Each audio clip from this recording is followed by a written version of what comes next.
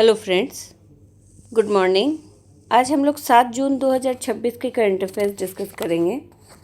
आज के सेट में टोटल 7 टॉपिक्स हैं, जिसमें पहला टॉपिक जो है वो आंध्र प्रदेश से संबंधित है। तो आंध्र प्रदेश के विशाखापट्टनम को भारत सेमीकंडक्टर मिशन के तहत राज्य की पहली सेमीकंडक्टर परियोजना के लिए चुना गया है। ये परियोजना advance system in package technologies private limited द्वारा प्रस्तावित एक outsourced semiconductor assemble and test यानी कि ओसैट सुविधा है। ये पहल सेमीकंडक्टर विनिर्माण पारिस्थितिकी तंत्र को मजबूत करने और देश को वैश्विक इलेक्ट्रॉनिक्स आपूर्ति श्रृंखला में महत्वपूर्ण स्थान दिलाने में एक बड़ा कदम माना जा रहा है।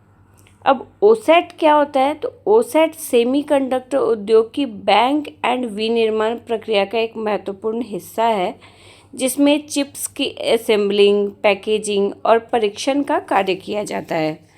ये सुविधा विशाखापट्टनम जिले के आनंदपुरम मंडल के तड़लुवाड़ा गांव में स्थापित की जाएगी और परियोजना की कुल लागत जो है वो 2,387.81 करोड़ रुपए निर्धारित की गई है और इसे 2 चरणों में विकसित किया जाएगा। कितने चरणों में? तो 2 चरणों में विकसित किया जाएगा और परियोजना से लगभग 1,000 डायरेक्ट रोजगार सृजित होने का अनुमान है। Advance system in package technology इस सुविधा का संचालन दक्षिण कोरिया के APACT कंपनी लिमिटेड के साथ तकनीकी सहयोग के माध्यम से करेगी।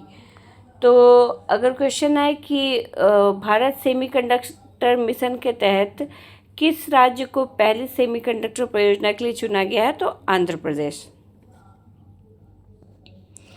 नेक्स्ट टॉपिक साहित्य अकादमी पुरस्कार से संबंधित है। तो उत्तर प्रदेश की राजधानी लखनऊ में 5 जून 2026 को आयोजित एक भव्य समारोह में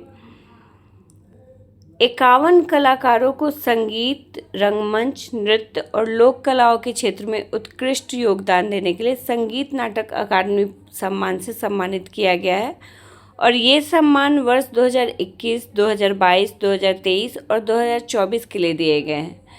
समारोह का आयोजन उत्तर प्रदेश संगीत नाटक अकादमी द्वारा किया गया और संगीत नाटक अकादमी जो है ये भारत की राष्ट्रीय संगीत, नृत्य और नाटक अकादमी है, जो संस्कृति मंत्रालय के अधीन कार्य करती है।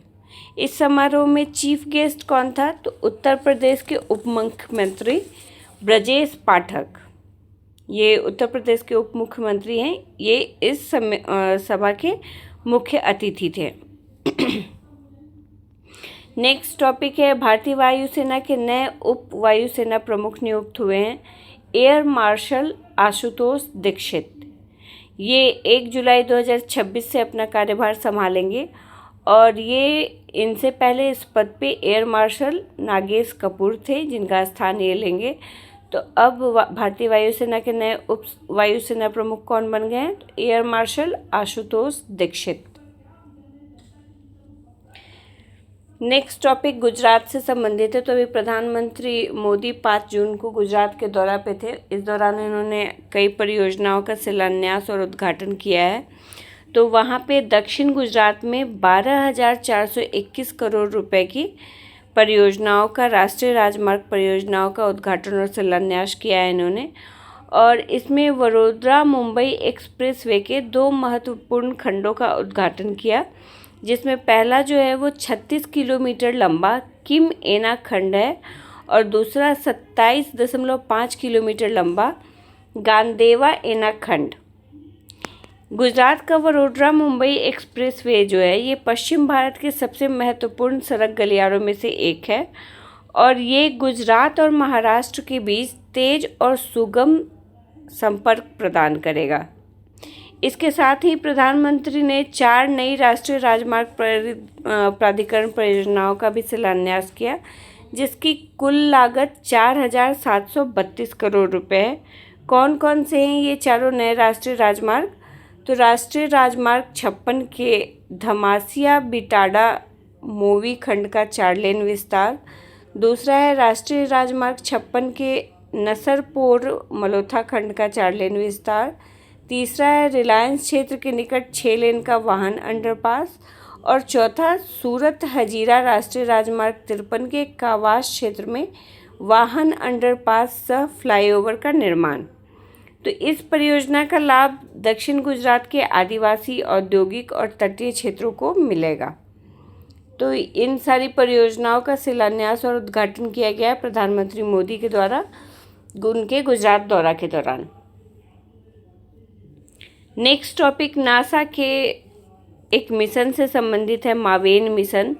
तो अमेरिकी स्पेस एजेंसी नासा ने हाल ही में आधिकारिक रूप से मावेन मिशन के समापन की घोषणा कर दी है, क्योंकि इस मिशन के साथ नासा का जो अंतिम संपर्क स्थापित हुआ था वो 6 दिसंबर 2025 को स्थापित हुआ था। उसके बाद से कोई संपर्क स्थापित नहीं हुआ है और ये निर्णय इस अंतरिक्ष यान से लंबे समय तक संपर्क न हो पाने के बाद लिया गया है।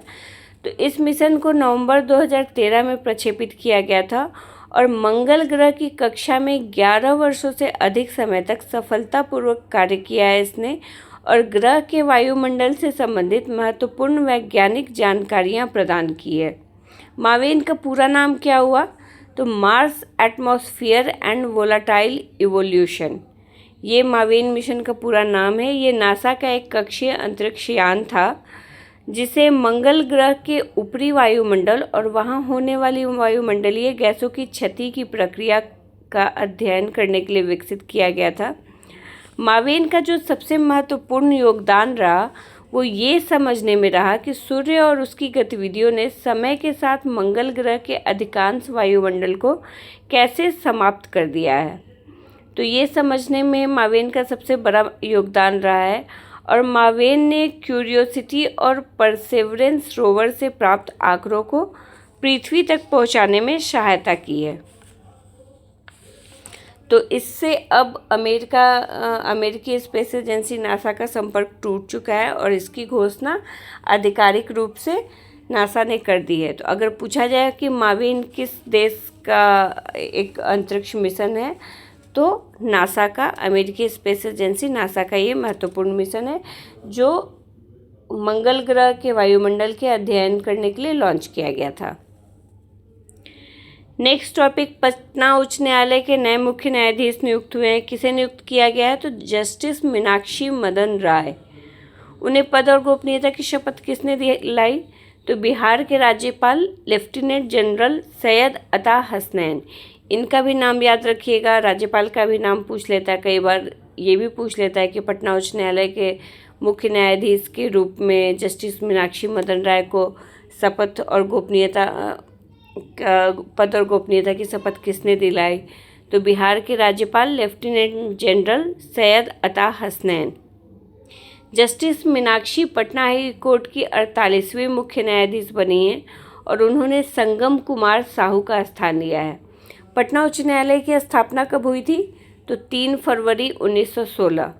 ये बीपीएससी में पूछा जाने वाला क्वेश्चन है कि पटना उच्च न्यायालय की स्थापना कब हुई थी, तो इसलिए ये डेट याद रखिएगा, 3 फरवरी 1916। अब किसी भी हाई कोर्ट के मुख्य न्यायाधीश की नियुक्ति के संबंधित प्रावधान किस अनुच्छेद में दिए गए हैं? तो अनुच्छेद 217। ये पॉलिटिकल क्वेश्चन है। भारत के राष्ट्रपति द्वारा हाई कोर्ट के मुख्य न्यायाधीश की नियुक्ति की जाती है अनुच्छेद 217 के अनुसार। नेक्स्ट और लास्ट टॉपिक रामसर साइट से संबंधित है। तो विश्व पर्यावरण दिवस के अवसर पर उत्तर प्रदेश के बलिया जिले स्थित जयप्रकाश नारायण पक्षी अभ्यारण्य, जिसको सुरहा ताल भी कहा जाता है, इसको भारत का 100वां रामसर स्थल घोषित किया गया है। जयप्रकाश नारायण पक्षी अभ्यारण्य को भारत के 100वें रामसर स्थल का दर्जा मिलने के साथ ही भारत एशिया में सर्वाधिक रामसर स्थलों वाला देश बन गया है और अगर वैश्विक स्तर पर बात करें तो तीसरा सबसे ज़्यादा रामसर स्थल वाला देश बन गया है भारत, जिसमें पहले नंबर पे है यूके जहां 176 रामसर स्थल है और दूसरे नंबर पे है मेक्सिको जहां 144 रामसर स्थल है और तीसरे नंबर पे आ गया है अब भारत जहां टोटल 100 रामसर स्थल हो गए हैं।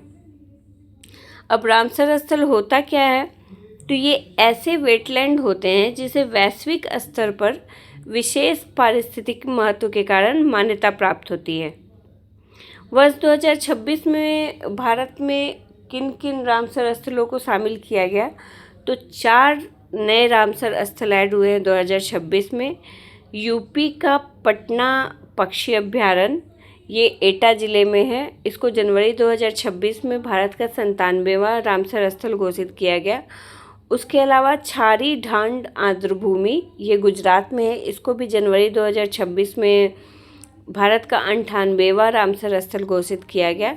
इसके बाद है शेखा झील पक्षी अभ्यारण्य, ये भी यूपी में है। इसको अप्रैल 2026 में भारत का 99वां रामसर स्थल घोषित किया गया।